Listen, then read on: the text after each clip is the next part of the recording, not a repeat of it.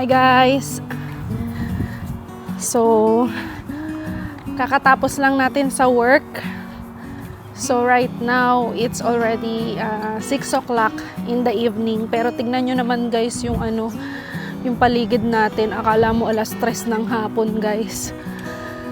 So, mag-explore lang tayo para matagtag yung kinain natin na ice cream. Kumain ako ng ice cream guys kasi sobrang init ngayon guys. Tapos hanggang Friday lang to, and then ulan na naman ng Saturday guys, no?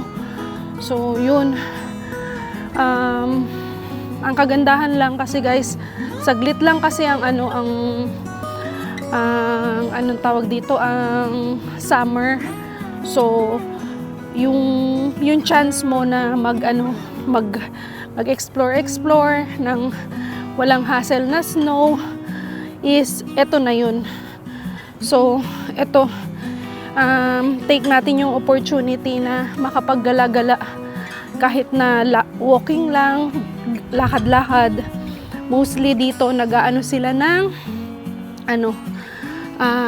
ang tawag dun guys, bike lang, scooter. So ang daming nagbabike ngayon, scooter, kasi ito nga yung chance na makakapaggala-gala ka guys. Kasi pagdating ng Saturday, ulan na naman guys, wala ka na namang magawang outdoor activity. So yun, let's go guys, lakad tayo. So i-wide ko lang kayo para kita nyo yung nilalakaran natin, no? Ang saya-saya guys sa Canada, maglakad-lakad. Kasi kung mahilig ka sa nature, talagang ma-enjoy mo. Kung hindi naman, talagang sa bahay ka lang, games, nood ng Netflix, YouTube, or anything na Pero kung ikaw mahilig ka sa outdoor activities, kahit simpleng walking lang, ayan, ma-enjoy mo to guys. So, yan, lakad lang tayo dito. Ito yung karugtong nung nakaraan na vlog natin guys, yung yung dun sa uphill. Ito yun, yung parang diniretso mo yung yung trail, kumbaga yung walk, yung pathway, yung shared pathway. Ito, sundan lang natin. Syempre, dito lang rin tayo babalik mamaya, para hindi na tayo maligaw. Kung saan tayo naglakad, dun lang rin tayo babalik. Para hindi na tayo kung saan susuot, no? Basta mag-walking lang tayo, i-enjoy natin yung view, enjoy natin yung moment, at least 1 hour before tayo umuwi ng bahay. Then later luto, yun, mag-aayos na ako ng portfolio. Basta marami rin kasi tayong ginagawa, and then edit sa mga natin, feeling vlogger yarn. Pero okay lang yun guys, di ba? At least may mga pinagkakabalahan tayong worth, doon, may pinagkakabalahan tayong makabuluhan. Worth it na pinagkakabalahan. Yun. So, lakad lang tayo guys, no? Dire-diretso lang to.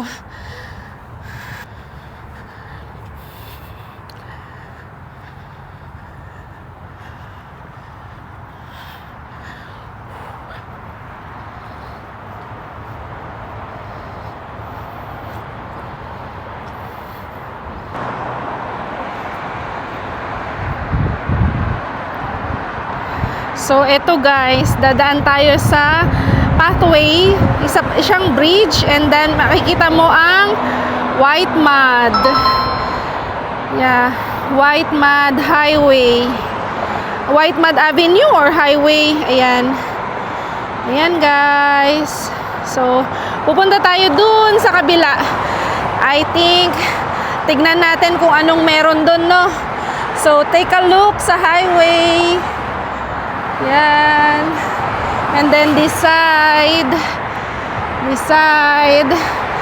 So, iano lang natin to guys, tong journey na to, para ma-document man lang natin, no guys. Ayan. So, dito lang tayo. Alam nyo guys, may fear of height ako. Kaya, right now na naglalakad tayo dito, ako po ay nanginginig ang tuhod. Pero dahil gusto nating ma-document ang lahat-lahat dito sa Canada, sa journey natin, ay magmamadali na lang po ako maglakad. Ayokong tumingin sa gilid, ayokong tumingin sa sa kahit saan guys. Ayan na lang, yung camera na lang ang ititingin ko dyan guys. Ayun nga guys. Ako ay may fear of height po kasi. So, the moment na parang na-realize ko, nandito ako sa bridge, parang ganun, parang sumagi na sa utak ko na, oo nga, nasa bridge ako, biglang yung tuhod ko, para siya nagsishake. So, nagmadali na lang ako, hindi ko alam kung saan kayo nakaharap kanina or what. Basta nagmadali na lang ako maglakad para lang mawala sa isip ko na ayun yung dinadaanan natin, no. Di ko ba alam guys, alam nyo yun na nag-vlog din ako sa downtown. Nandun tayo sa skyscraper, starscraper yung na-mention ko dun, di ba? Yung sa skyscraper na overviewing yung river, tsaka yung guys. Pero hindi ko na guys, hindi ko kinaya, tumakbo talaga ako pabaliktad guys. Nakakita ko ng apple guys. Gusto nyo ba makita? Dali. Ayan guys, oh. Nakita nyo ba yun? Yung mga bunga, apple. Maliliit na apple guys. So babalikan natin yan since nandito naman na sa ibang daanan, ay nasa labas na ng daanan. Pwede tayong makahingi dyan guys. Ayan, ang dami niya guys. Ang dami niya guys. Kita nyo? So, next na natin, siguro by next month, na yan guys, malaki na yung mga bunga niyan. So, pwede na tayong makahingi. Dito naman kasi guys, kapag wala naman sa bakod, or lumagpas na sa bakod nila, pwede naman yun na mahingi. Pwede yun guys na mahingi, hindi yun sa kanila. Pero ang lang doon is yung kapag yun nasa loob ng bakuran nila, yun talagang trespassing ka doon guys. Pero pag nasa labas naman ng bakuran, okay lang yun. Guys, nakikita nyo yan? Ano na yan? Flower na yan. Comment down below guys. Comment down below kung ano yan guys. So yun, tuloy lang ang lakad-lakad natin guys, kasi ang target natin na walking is 1 hour. So habang hindi pa tayo umuwi, lakad lang para ma-enjoy din natin yung nature guys, no.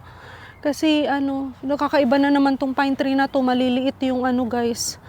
Oh, yun. Then ayun, may apple na rin doon, may mga bunga na rin yung apple nila, oh. Ba? So yun guys, pupunta tayo ng playground pala to, ay mahirap na pag may nakuhanan tayong ibang tao, baka i-complain tayo guys. So yan, ang daming naglalakad-lakad dito. Dito lang kayo, samahan nyo lang ako maglakad-lakad guys, no, para naman tayo ay ma-relax at ma-stretch ang ating mga legs, ating mga paa, no? Kasi pagkakataon na natin tong mainitan, baka kasi magkaroon tayo ng vitamin D deficiency, no? And then pang na rin, pang burn ng calories na natin, no? Daming bata dito, mainit kasi, maraming magandang So, yun. Pero hindi na rin tayo magtatagal. Lakad-lakad lang tayo habang nagkukwentuhan tayo dito, guys.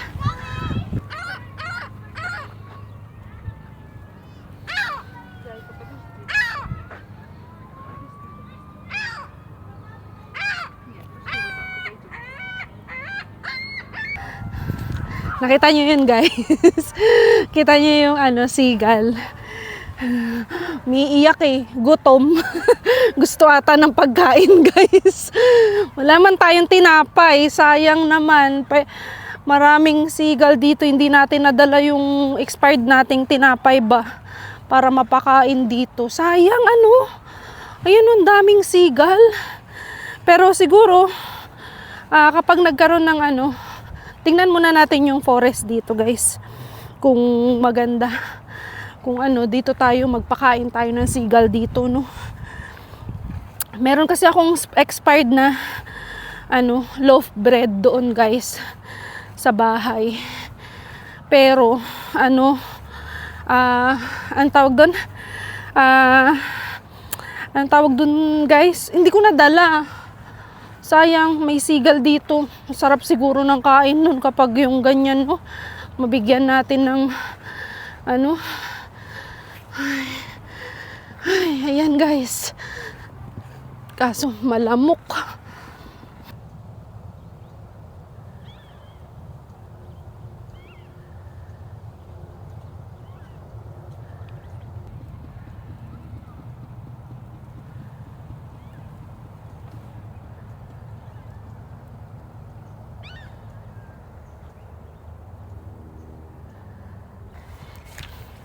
So ayun, guys. Dito tayo dadaan. Naku. Saan ba? Saan ba pwedeng dumaan? Malamok nga lang sa ganitong guys. Sa ganitong Dali Yan, kaka-explore natin. Naku, basa dito, guys. Hindi ko kaya. Wait lang. Saan ba pwedeng makadaan? Basa. Parang hindi ko kaya dumaan dyan, guys. Kasi yung sapatos natin, walang daanan.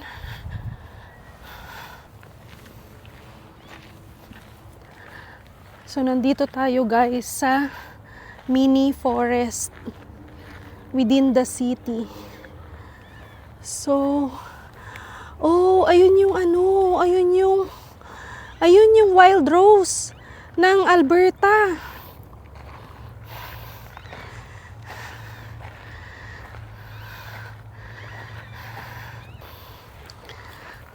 So yan, susundan lang natin sila, guys, no? Kasi hindi natin kabisado. So marami ditong maraming mga lakad ng mga kanya-kanya nilang mga alaga. So ayan ang forest na natin dito sa city. So ang dami ditong wild rose. Yung wild rose kasi dito, guys, siya yung symbol ng Alberta. Yan. Yan, guys, yan yung symbol ng Alberta. Kaya tinawag ang Alberta na Wild Rose Country. Dahil dyan. So take a look, guys. O, di ba? Who can imagine na nasa tayo? Nasa city tayo, pero tingnan nyo naman, guys, ang paligid, guys. Ang ganda. No? Ganda, no? Ang medyo kalaban lang dito, guys, kapag ganitong nag-e-explore tayo, yung lamok. Kasi nga masyadong mapuno, masyadong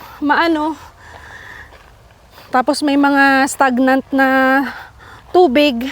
Ang nangyayari, guys, ay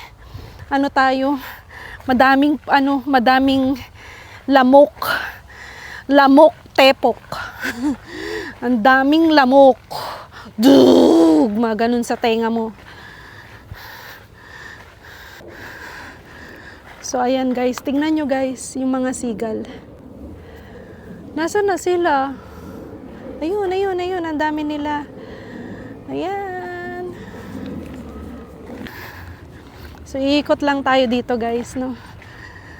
sarap maglakad. Pinagpawisan ako. Basa na yung likod ko. Pero okay lang. Okay lang kahit basa yung likod natin. May nagi-games dito. Baseball. Baseball to guys. May nagi-games. Diba? Nasa gitna ng city. Yung ano mo. Yung ito, ang ganda niya talaga guys. Tingnan mo. Picturean ko. Number 22, Aiden Noel. Yan, may pa.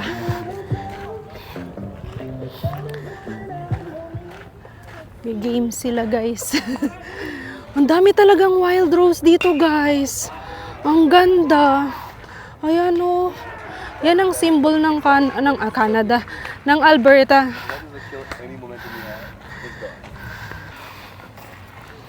So yan guys, may naglalaro ng baseball dyan May game sila. Baseball. Mga high school siguro yan. Sa school nila. Game sa school nila. Kasi school to guys Elementary and high school ata to. So, sila? May palaro. So, how could you imagine na sa gitna ng city, meron sila talagang mga ginagawang mini forest na ganito, Sobrang ganda kasi para sa mga hindi nila inaalis sa yung ng nature, Maganda yung ganito. Sa atin kasi puro semento na Wala na halos mga puno sa atin diyan sa Pilipinas, Dito talagang pa nila. Pinapahalagahan pa rin nila yung nature, and malaking tulong rin kasi yung mga ganitong mga activities like kung mag-walking ka, lalo yung may mga alagang aso, magpapa-walking sila ng alaga nila, and then kung ikaw kailangan mo ng exercise, 'di ba? Yun, walking lang talaga. Kaya mapapansin nyo dito guys, alam nyo, ang bibilis nila maglakad. Napansin ko talaga yan guys, kasi yung may mga, kapag yung mga may kasabay akong mga puti na nagwo-walking, nasa likuran mo pa, tapos after nun malalampasan ka na nila. Ang bilis talaga nila maglakad kasi sanay na sanay sila sa walking. Yan. Di makiuso rin tayo, lakad-lakad din tayo,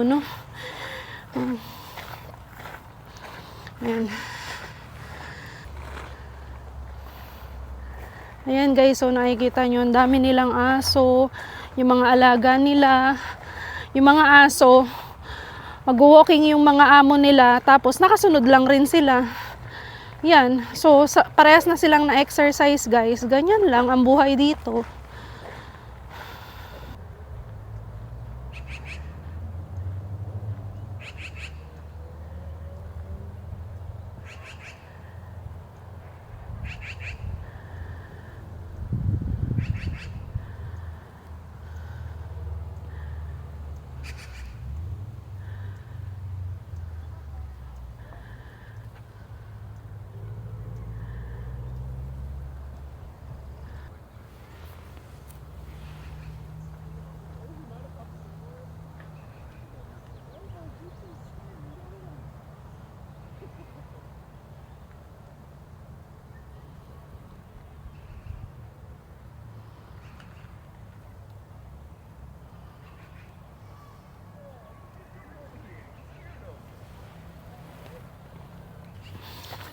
So yun guys, naku, mangitim talaga tayo nito.